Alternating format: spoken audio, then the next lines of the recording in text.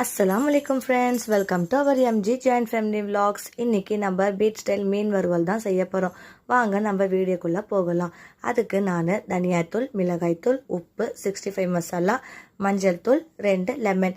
நான் 1.5 கிலோ மீன் எடுத்துருக்கிறதுனால 2 லெமன் சேர்த்துருக்கேன். நீங்கள் நம்ம மீனுக்கு தக்கன மாதிரி நம்ம மசாலாவும் நம்ம லெமனும் கொஞ்சம் கம்மி பண்ணி போட்டுக்கோங்க.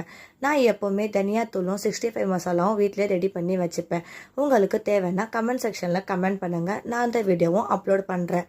நான் எப்போவுமே நம்ம மசாலாவை தனியாக பெரட்டி தான் யூஸ் பண்ணுவேன். அந்த தனியாக நம்ம பெரட்டிட்டு நம்ம மீனில் ஒட்டும் போது ஸ்ப்ரெட் பண்ணும் போது நம்மளுக்கு மீன் உடையாமல் நல்லா மசாலாவும் மீனில் நல்லா ஒட்டி இருக்கும்.